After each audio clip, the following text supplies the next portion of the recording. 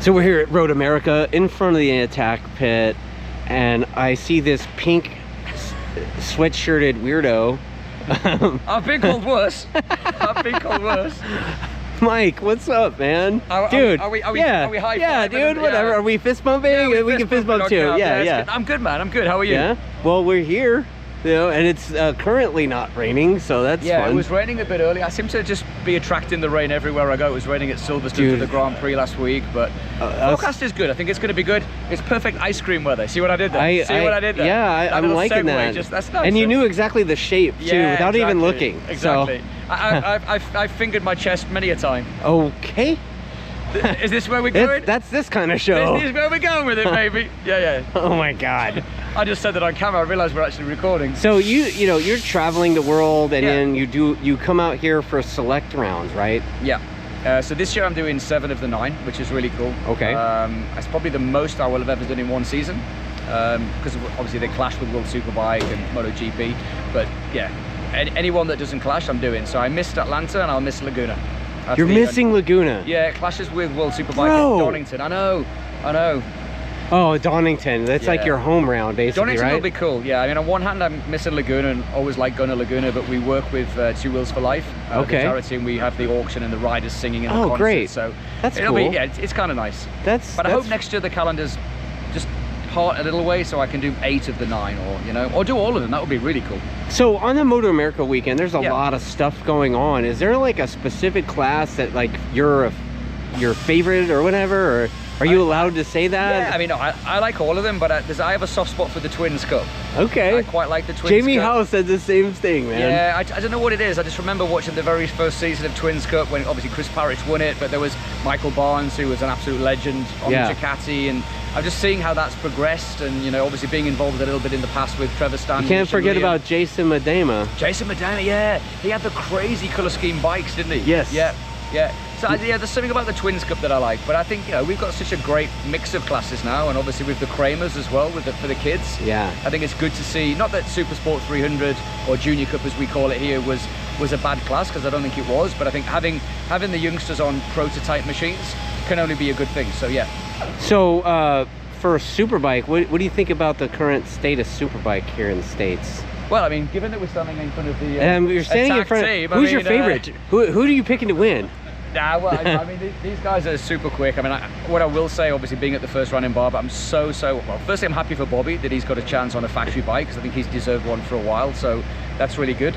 And I'm super pumped to see Jake back, you know, seeing him struggling with that arm injury, and, you know, and I've seen riders that lose careers because of injuries, and I'm like, oh, come on, like, he deserves another shot. And, you know, I think they're both title contenders. We're still early days, aren't we? Yeah. You know, Bobier is doing Bobier things, and Perrin's the defending champion, and you've got 3 manufacturers in the mix. Honda, which are just over here, you know, they've got some good parts now, so we get a lot of more manufacturers coming into it. I think the Superbike class is good. The racing's been good. I just hope it's a dry weekend, especially here, because the racing always is good here, you know. Well, I mean, our bikes work really well in the wet, so yeah. They do. But they work good in the dry as well, you know. They do work good in the dry, but there's just something about Road America. I think I said it on the mic last year. I think I'm probably right in saying it's the longest track, isn't it, that we go to? Yes. I did a couple of laps, as always. I do on a Thursday on a scooter. Yeah. And I'm like, there's just something about this place. I'd love to see a MotoGP bike go around here. Oh, just man. to see how fast, because I watch IndyCar here. Yeah. And you see how fast they are in compared to the bikes. Oh, yeah, for sure. I'd love just to know, you know, put Marquez on a bike here and just see how fast he would go. I'd be interested. So with the World Superbike stuff that you're doing, like, you know, Yamaha guy, Brit, right? Johnny Ray, man. Yeah.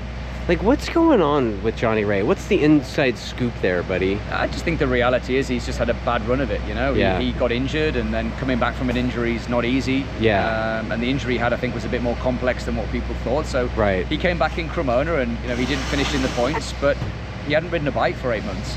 Right. For 8 weeks, whatever it was. Right. You know? In fact, longer than that. You know, how many months was it? Yeah, probably 3-4 months. Right. You know, he hadn't raced probably 8 from the previous season. So it's kind of, when you're not bike fit, you know, a lot of people are saying he's not fit, and it's like, you know, we were not saying he's not physically fit. He's fitter than me, but it's different riding a bike, you know, and racing riding a bike. 200 plus horsepower superbike thing. You turn up at round 3, and you have to race against Top Rack. Exactly the point I was going to say. And Bulaga. Yeah, and Bulaga. I mean, you know, and and the level now in Superbike is high. Oh, it's the World crazy. Superbike Championship is really, really high. And, you know, we saw in Most, I mean, Jonathan was running in P5. Right. You know, so he's still got it. And I think he still wants to race. I think he just needs a bit of time. And, you know, we'll see. We'll see where he is next year, whether he's still with Can Yamaha. you tell that this guy talks about motorbikes for a living?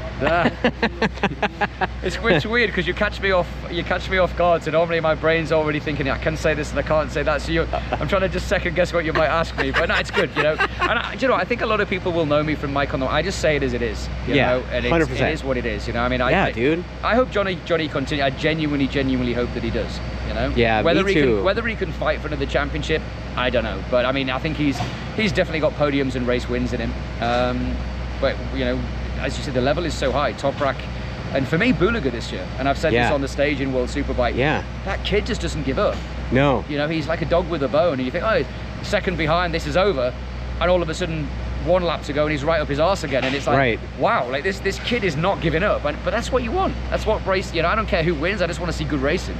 Well, you know what? I know I could talk to you for like an hour with this. Yeah, for sure. I think I'm gonna let you keep walking around, Thank Mike. you, man. Appreciate talking to me, man. It's That's always awesome. good to see you. And can I just say as well on camera, thank you for the t-shirt. In fact, let's show it. Let's show the t-shirt. Oh, we're gonna show the t-shirt. We've got to see it because we did. Oh, you had the weekend hangover. You did the weekend hangover with us a year ago. It was literally a year ago. We were just talking about this, and we talked about having. Oh, look at Ricky Bobby. Yeah, so we finally got it. There's one for me to take home, and one that I'm going to get signed on Mike on the Mic this weekend, and we're going to auction it off for charity. So it might be a year late, but better late than never. Right on, man. Thank you, buddy. Thanks again, dude.